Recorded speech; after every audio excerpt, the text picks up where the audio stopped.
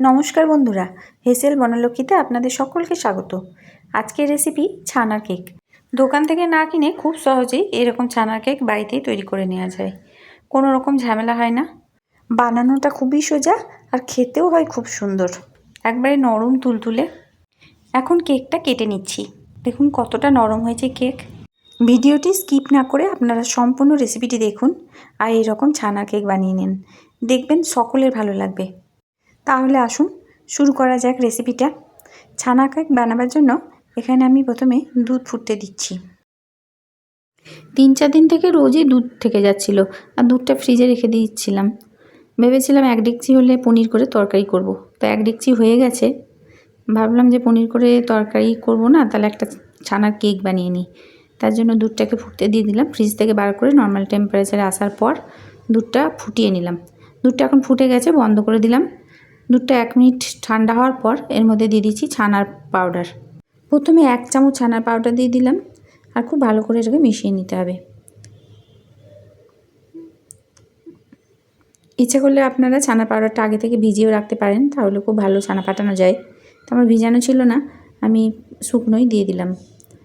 তা দেখছি 1 চামচে হলো না, তাই আরও হাফ চামচ মতো এতে লাগবে। যদি ছানার পাউডার না থাকে তাহলে লেবুর রস অথবা ভিনিগার দিয়েও পাঠানো যেতে পারে। আমি এখানে আরও হাফ চামচ ছানা পাউডার দিয়ে দিলাম আর খুব ভালোভাবে মিশিয়ে নিলাম। দেখুন ছানাটা এখন কাটতে শুরু করেছে। সমানে নেড়ে যেতে হবে, তাহলে খুব ভালোভাবে ছানা কেটে যাবে। ছানাটা এখন খুব সুন্দরভাবে কেটে গেছে।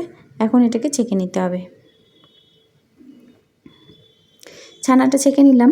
খুব ভালো করে চিপে নেওয়ার দরকার নাই, যতটা জল ঝরার ততটা ঝরে গেল। এখন এটা একটা বাটিতে ঢেলে নিলাম। খুবই গরম কিন্তু তাড়াতাড়ি আছে, কারণ এটা আমাকে তাড়াতাড়ি বানাতে হবে। তার জন্য আমি হাতা দিয়ে ফ্যানের হাতে ঠান্ডা করে নিচ্ছি, হাতা দিয়ে মেখে নিচ্ছি, কারণ এটা হাত দেওয়া যাবে না। একটু ঠান্ডা হলে হাত দিয়ে মেখে নিচ্ছি। খুব বেশিক্ষণ মাখার দরকার নাই, অল্প একটু মেখে নিলেই হবে। দুধ যখন ফুটতে দিয়েছিলাম তখনই 3 চামচ সুজি, 3 চামচ চিনি আর 4টে ছোটো এলাচের দানা, মানে খোসা ছাড়িয়ে দানাগুলোকে নিয়ে গুঁড়ো করে রেখেছিলাম। এখন ওই মাখা ছানাটার মধ্যে 1 চামচ মতো পাউডার দুধ দিলাম আর ওই সুজি, চিনি, এলাচের গুঁড়োটা দিয়ে খুব ভালোভাবে মিশিয়ে নিচ্ছি।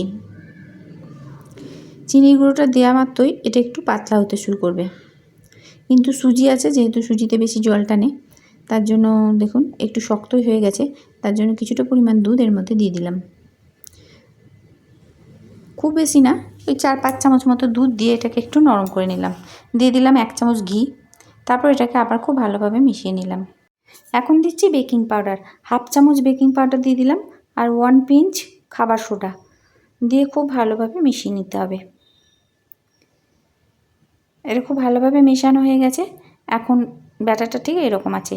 একটা স্টিলের পাত্র নিয়ে নিলাম, তার মধ্যে একটা ধুয়ে মুছে শালপাতা ঠিক এইভাবে বসিয়ে দিলাম। এখন শালপাতার মধ্যে ভালো করে ঘি মাখিয়ে নিলাম। যদি শালপাতা না থাকে তাহলে কাগজ কেটেও বসিয়ে নেওয়া যেতে পারে।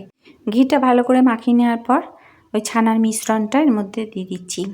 পুরো মিশ্রণটা দেওয়ার পর এইভাবে একটু ট্যাপ ট্যাপ করে দিলাম। এখন হাই ফ্লেমে 5 লিটারের একটা কুকার গরম করে নিয়ে তার মধ্যে এইরকম একটা স্ট্যান্ড ভরে দিলাম। সারাশির সাহায্যে কেকের বাটিটা ভরে দিলাম। গ্যাসের ফ্লেম এবারে লো করে দিলাম। লো ফ্লেমে কুকারের ঢাকনা লাগিয়ে দিলাম। সিটিটা খুলে নিয়েছি, শুধুমাত্র গ্যাসকেটটা লাগানো আছে। লো ফ্লেমে 50 মিনিটের মতো হতে দিলাম। 50 মিনিট পর খুলে দেখাই, ছুরি দিয়ে চেক করে নিচ্ছি ভিতরটা কাঁচা আছে, তাই আরও 15 মিনিটের জন্য লো ফ্লেমে বসিয়ে রাখলাম। তারপর ঠান্ডা হওয়ার পর বাটিটা আমি খুলে নিচ্ছি।